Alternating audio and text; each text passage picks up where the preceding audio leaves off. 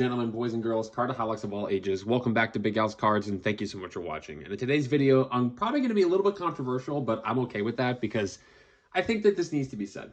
I think that our priorities as a hobby are misplaced.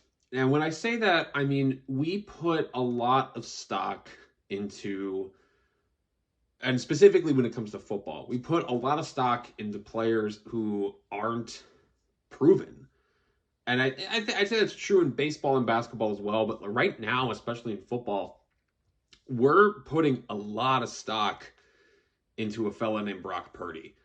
And before I dig into my thoughts on this topic, I want to go ahead and get out of the way. This is not a dig on Brock Purdy. This is not an attack on Brock Purdy. He's proven himself to be really good. But as far as how the hobby has reacted to Brock Purdy, I think that it highlights our misplaced priorities. I think it shows that we don't really know how we should value certain things, or that we don't place enough value into certain cards. So let me give you an example. A PSA 9 Tom Brady Bowman Chrome rookie card from 2000 sold for about $3,000 the other day on eBay. You could spend $3,000 on that and have a rookie card of a surefire first ballot Hall of Famer, perhaps, and I'm not even perhaps, I'm just going to go ahead and say it, the greatest football player of all time in Tom Brady. You could have his rookie card, and that is something that is, in my opinion, priceless. Like, that's so cool to have something like that. Or for $2,000 more, so $5,000, you could have a PSA 10 Brock Purdy 2022 Elite Red Auto to 99 because somebody paid $5,000 for that. Now, I know that as a hobby, we've always placed higher stock into rookie cards and hype, and I get that. Like, as a baseball player collector myself, I mean, you see Jason Dominguez PSA 9 Mojo on my display right now, right? So obviously, I put some stock into collecting prospects and rookies, of course, but there's also this idea of you kind of have to if you're going to take advantage of the market, right? If you want to buy something for your PC, you might as well offload some first Bowmans and some rookie cards of people who are like hyped up right now, right? So the fact that people are putting a greater emphasis right now on Brock Purdy, who, yes, he's very good. This is his rookie season, but Tom Brady is the GOAT. And again, I get, let me go ahead and say this as well.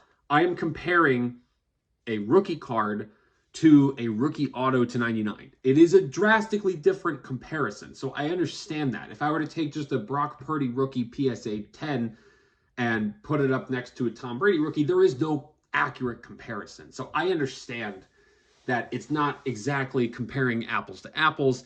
It is, if I can put it this way, comparing some slight Granny Smith apples to Fuji apples, right? It's different yet similar. Like, it's just how I'm looking at it. I think that we put so much of our hobby stock into those who are unproven. We put a lot of money into Bowman prospects and rookie quarterbacks, and sometimes those don't always pan out. And listen, I'm not talking about people who collect a certain team. Like, if you buy a Trevor Lawrence rookie autograph and you're a Jaguars fan, great. Like, if that's for your collection and you want to keep that, awesome. No judgment here whatsoever. I own Justin Fields cards. You know, I bought a Justin Fields rookie auto. I'm not thinking he's going to be Tom Brady. I'm a Bears fan, and I want to have his autograph in my collection because I want him to be good, right? There's a difference between that and quote-unquote investing, when in reality it's speculating, on rookie quarterbacks who haven't proven enough. You know, there was a lot of people who put a whole ton of money into Trey Lance going into the 2022 NFL season, and he shatters his ankle and is out for the year. And they lost bank. I mean, like, the stocks were falling. So I think that as a hobby, and I don't see this changing. I don't. I would love it to. I really would love to see cards of the greats and Hall of Famers see an increase in value. I mean, you could go pick up an autograph. Granted, there are some players who sign more often than others, but there are some cards you can get for dirt cheap compared to some of the modern stuff of rookies who haven't proven themselves. The guy spent $475,000 on the Jason Dominguez Superfractor Auto PSA 10. A, even if I had that much money, you couldn't convince me to do that. B, what if he sucks?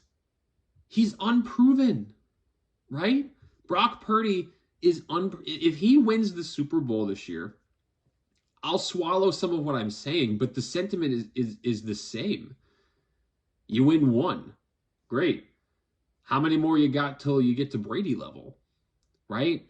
There's just this, I just find it so fascinating that we put so much stock into the unknown and we just like to speculate as a hobby when I feel personally that there is a greater value in collecting the GOATs, the great players that have played this game for years, the players who have held records, broken records. I mean, there are players who, like look at Mike Trout, for example. His stuff stays relatively consistent because he is one of the greatest players of all time. But people are paying more for Brock Purdy autographs than they are for a Mike Trout autograph. And again, I know sports are different, so it is a different kind of comparison, but the sentiment of putting more money into people who are unproven compared to the players who have proven themselves time and time again, it is something that, in all honesty, is a bit mind-boggling. And now listen, if you want to take some low-end speculation routes and you want to put a little bit of money into some Bowman prospects or some lower-end Purdy or some lower-end Bailey Zappi or whoever, next year we got CJ Stroud and Bryce Young. And as an OSU fan, I'll probably try to grab some CJ Stroud.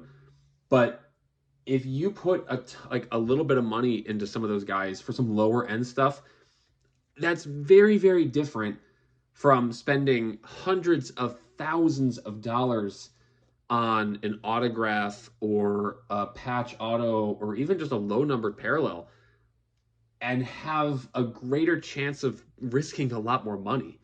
I just find that our gambling nature as a hobby can be so detrimental because if Purdy loses and he doesn't make it to the bowl, I think his cards are going to tank a little bit. I think they're still going to have some value, but there's not even a guarantee that he'll be the starter on the 49ers next year.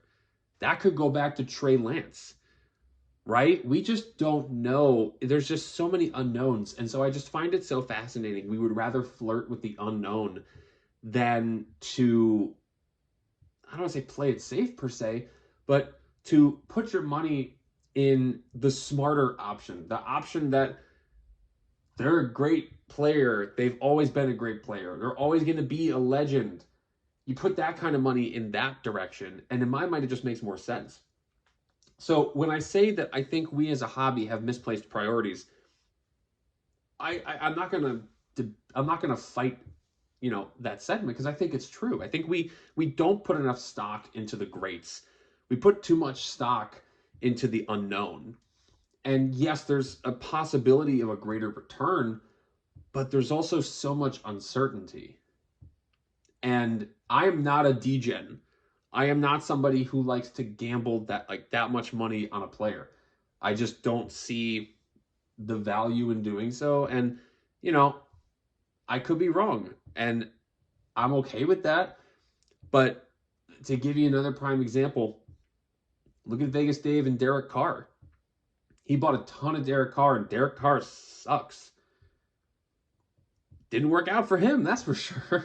So, again, I realize my comparisons are not 100% accurate, and I'm willing to acknowledge that. So before anybody says that in the comment section, listen to the whole video, hear me acknowledge that, then you can fight me. I would love to see a greater emphasis placed in our legends, and I hope that I'm not alone. Let me know your thoughts on this topic in the comment section. I'd love to interact with you guys on this. Thank you all for listening to me ramble on this. Please leave a like on this video. It helps the channel immensely. Subscribe if you haven't. Hit the notification bell. Check out the Loop app using the link in my description. And until next time, bye-bye.